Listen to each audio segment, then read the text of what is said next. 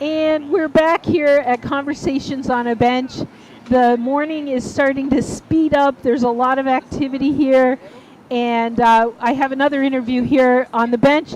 It's Karen Salinas from REACH. And you guys kind of have you have a funky organization. Yeah, it's Evergreen Treatment Services. So it's our methadone clinics. There's one on Airport Way and then a couple in the region, and then REACH is a division within ETS. So we're subdivided into clinics, REACH, and our admin team that kind of connects us all. Got it. So that's kind of how, because the REACH program started in 1996 as like an outreach-based program for folks living here in this area that were drinking, alcohol users and living outside. So it started with our current VPs, Chloe Gale and Kelly Craig, and a team of caseworkers who initiated this outreach-based program here in the Belltown downtown area. It's really changed. And it the has landscape grown. has changed And over the years. so that's kind of where the nomenclature gets confusing, because it really did start off as this small subsect of a program through ETS, and then 30 years later, it has grown. And so what do you do at, I'll say REACH? Yes, sure. So I'm the director of outreach. So then REACH now is further divided into 4 domains, we call them. And that's not confusing at all. No, not at all. So that I need to carry like a structure, an org structure chart everywhere. If this, then this, if this, then this. But it actually really helps people understand. Like, I'm like, this goes here, here, and there. And it should be in relationship to our government and like our resources. Like, that's really why it should be as complex as it is, because everything relates to something else. So for our domains, we have community justice, which focuses on folks that are legally involved. So case management for folks who are legally involved, primarily through the LEAD program, which is in partnership with PDA. So I think Sam's going to be talking later.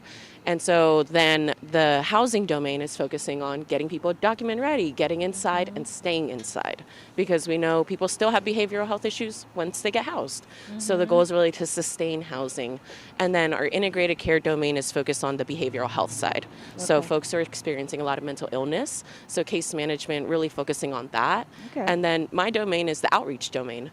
So mine is not case management. It's really place-based work that is meant to do community building, relationship, and navigation. So that's a lot of our emphasis. Every single person on the bench has said relationship. Really, that's what this is all about, right? 100%. This relationship as well as the people we serve. So Andrew was here last night. Did he tell you? Did you see him? No, I didn't see him. He came up after midnight. I was about ready to kind of get to sleep. And he came up and we talked for like an hour. I think all my team was going, are you guys going to stop? And so I have a new friend. Great. Andrew. Well, that's the perfect example of outreach. Agree, but and like that's the point. It's to stay in community, stay in relationship. There are conversations that need to be had. We understand conflict will happen. We're people. It doesn't need to be as escalated or have as much tension and fallout as it does right now, but there will always be conflict in relationships. So I think it's a process of how are we dealing with those conflicts and understanding our needs as individuals, but also as a community. So Andrew works on the waterfront and does a lot of beautiful work with all of our clients, getting to know them, dealing with the thing, and then it's also the relationship with the partners that we have. So folks on the waterfront are really, they have bought into this neighborhood model is what we're calling it, because they understand that the issues that they've dealt with folks living outside are manageable. That's not their priority to get them out. So they're like, we have a problem when people come in and disrupt and we don't know them. But when it's someone that has been here for decades, we know them. We have a relationship with them. We know when they're having a bad day and how to deal with it. So it's really interesting, the concept that people are okay with conflict when they know someone, when they understand what's going on with them. But it's the fear and the anxiety of not knowing how to handle a situation that raises tensions and makes people feel like this is not okay, this is uncomfortable, this is unsafe, and I can't have this around me. So I think a lot of our work on the outreach team is trying to foster that relationship and understanding of each other to reduce the amount of conflict, because we've gotten to a point, the waterfront are excellent partners. They're bringing in economic development to the area. They want to bring in groups to the area, and they have openly stated, this is a public park. People can be here. That's not the problem. You can't kick out one type of person from the park.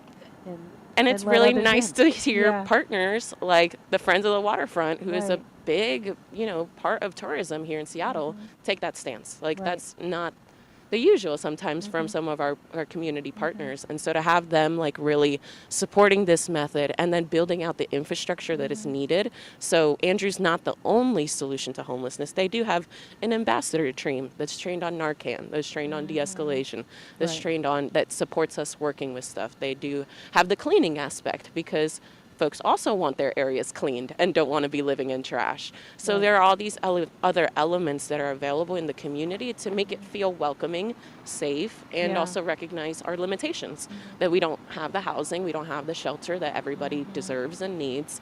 So this is the best we can do right now. But we can always do better in staying involved in that conversation. Yeah.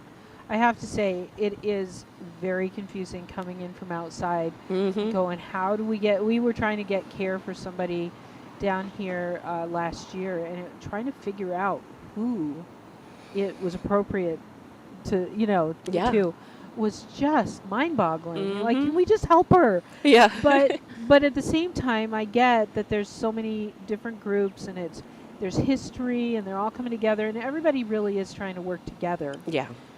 To get the job done. Everybody that I have run into just genuinely cares for Seattle and for the people that we're serving who are on the street. Yeah. I appreciate that. Yeah. What else do you want to talk about? What do you think needs to happen? Like, our numbers are going up. Yeah. Like, I don't know if you've seen this statistic, the report that says that if nothing changes in homelessness in the country, it will double in the next 3 to 5 years, but in Seattle it'll be 3 or less. Yeah. That's scary. We already have a problem. We don't have a problem, we have a crisis. Right. So what do you think needs to change? I think a lot of it is just like our resource distribution and our concept of how we're building up communities. So I'm from the East Coast, and then I went to grad school in San Diego, and I moved up here for this job. Where on the East Coast? Maryland, so right around D.C. Okay. They're going through an interesting time right now. Yes. And a lot of what I, coming to this area, could notice, especially living out in South King County, is our environmental structure. To me, this area kind of feels like they thought that they were never going to grow in population. They thought they were going to just kind of stay small town, beautiful progressive Seattle. Yeah, right. And the infrastructure just didn't develop at the same rate as the population explosion, especially in the tech era. And then how that industry came in and really drove what kind of infrastructure was built. And so when you're tailoring to one specific population, your entire city, and then what we saw in COVID was these folks left because they didn't have to work in person anymore. They could be remote because it's technology. Everything that was built up in the city kind of fell because it was built up for one particular population instead of a concept of how are we building community in this area. And then coming from the East Coast, you hear about the Seattle freeze. I'm an introvert, so I don't blame y'all. But it's really just like the gathering spaces. Like, where do we have places to just be together in community that it is accessible, it's affordable, it's, it feels like connecting with people. Going to the Smithsonian's growing up, I grew up not wealthy, not middle class, a little on the poor side, but not the poorest. And we had access to free museums. We had access to free parks, like all of these different free programmings that were available in my community. And I grew up we had a housing voucher in a really nice neighborhood. So we benefited from what nice neighborhoods built up for their people.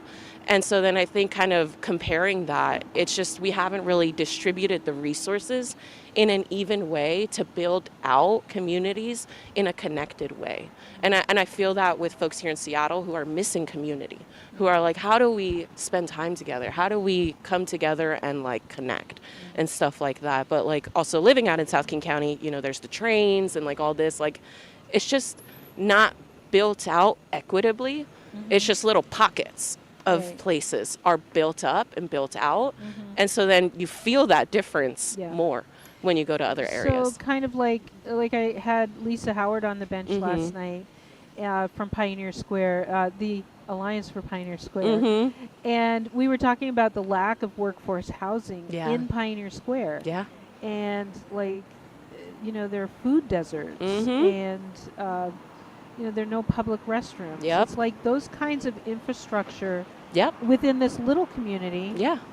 And that's multiplied by every neighborhood in Seattle in some shape or form. Exactly. Right? Yeah.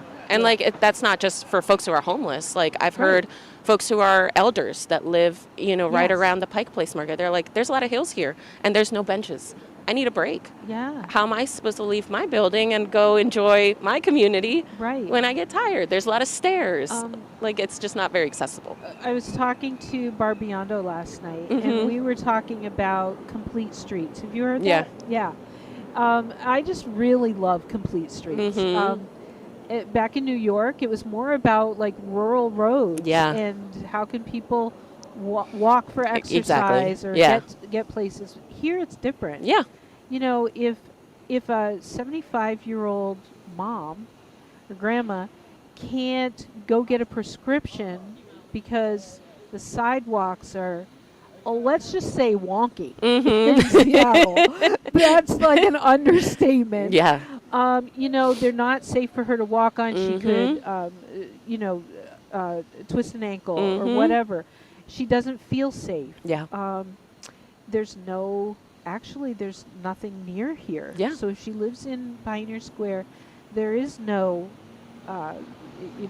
drugstore, whatever. Then it's not a healthy community for her. Yep.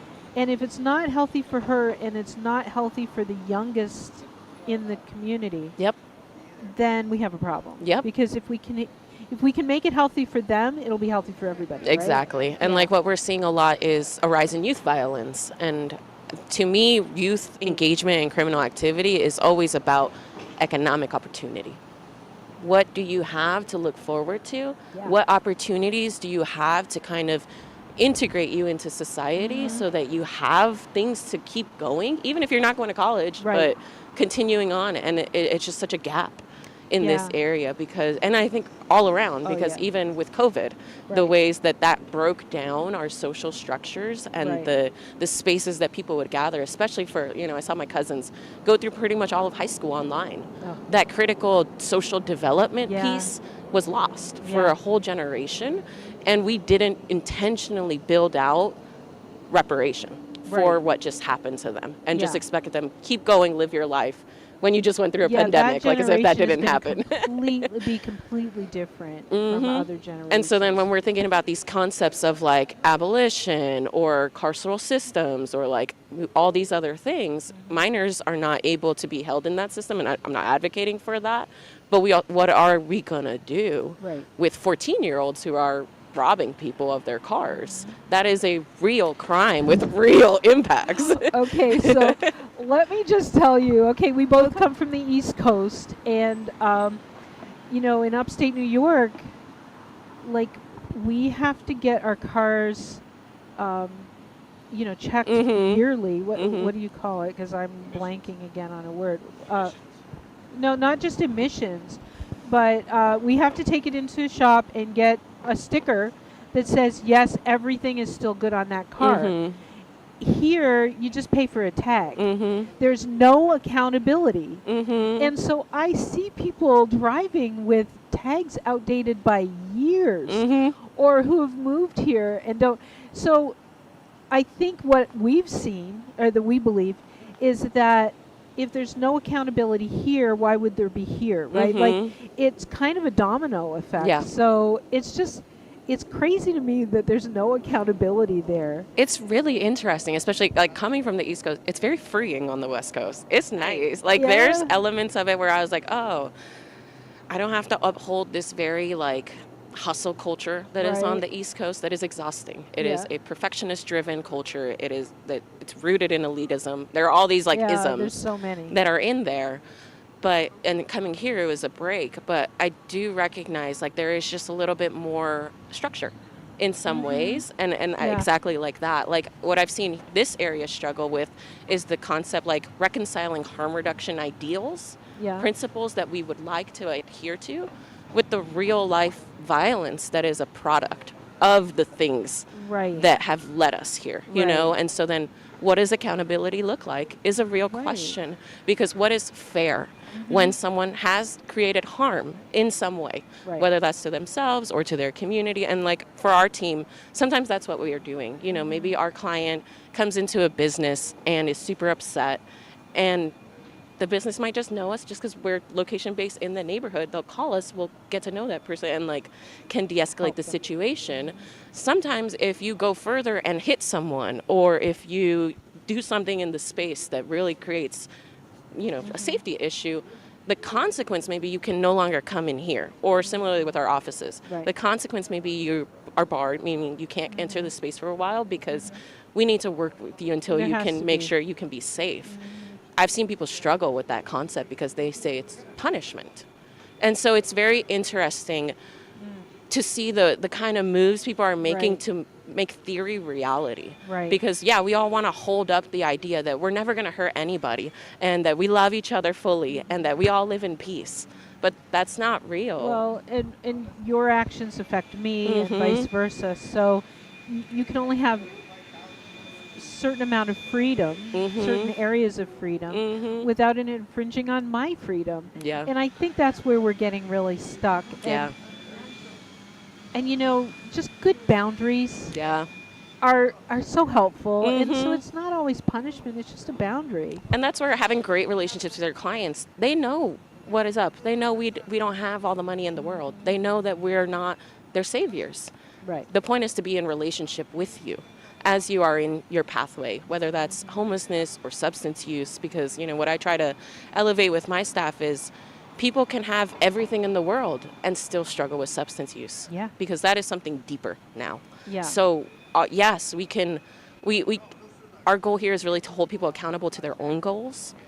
And sometimes it takes a little time for people to realize what are those own goals. That's our work. That's the work we are supposed to do with them. And so where we would differ is just that we think that we need to expect more, maybe, or hold out the possibility of more. And many people are really hungry for that and need somebody to believe that they're actually capable of that. And so we're really doing a lot of the same work. We just I think of it in stages. Yeah, we come at it in different angles, and you know, what we would call harm reduction is, and there should be a spectrum. In a shelter and get them in a program. It is a spectrum, because like what, and also I think a concept folks, especially practicing harm reduction, are struggling with more is changing your approach.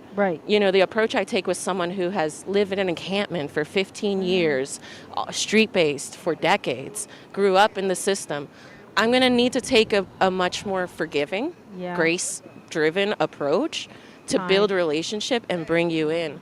But once that starts happening, then I add in layers of accountability, because our goal really is to have people be sustainable and autonomous.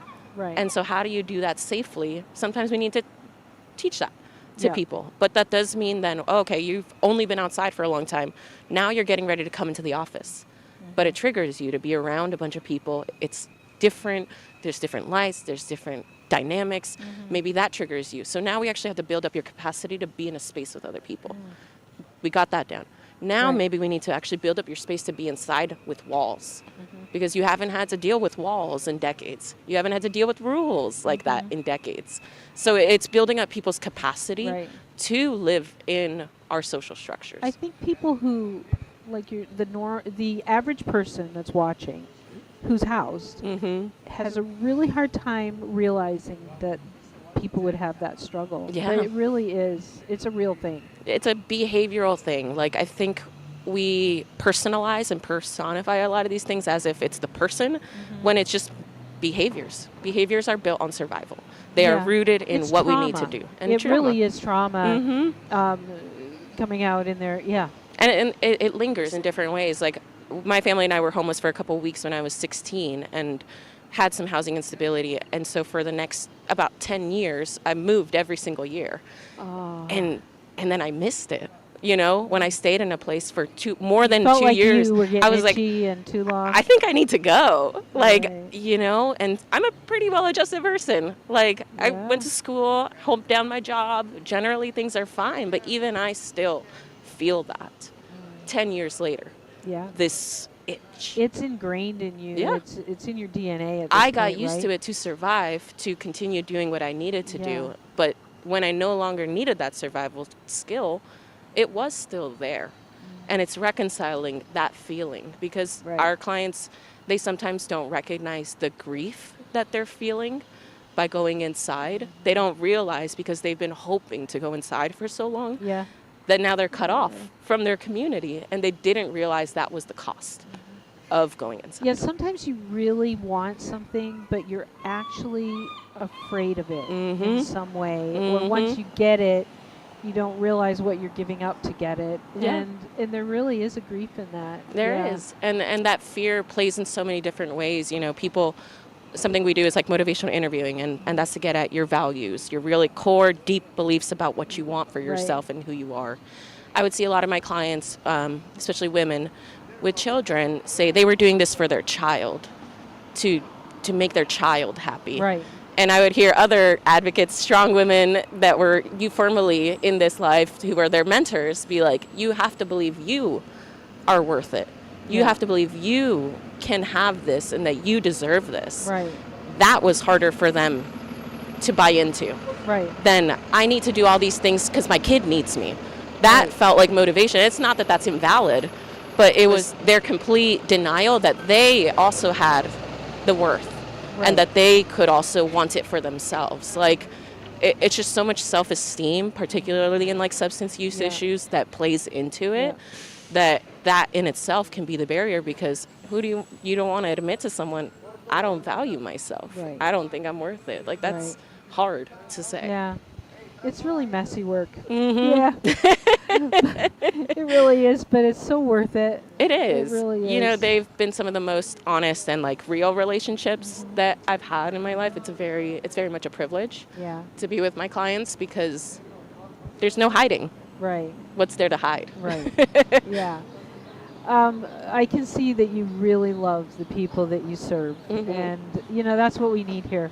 And even if we don't do it the same way, I think we need everybody. Absolutely. We really do. And and if we all come together and you do what you do and we do what we do, and don't go too far left or right, back or forth, then I think we're going to see change in this space. Yeah. I think what our struggle is just the order of events, you know? Like, I used to be an EMT, and I just remember sitting in the hospital ER waiting with folks on a stretcher for hours. Right. Until the next thing came, whatever that was. Yeah. And so I think after that, I really switched the mindset of what I wanted to do in my career, because that should not be the case.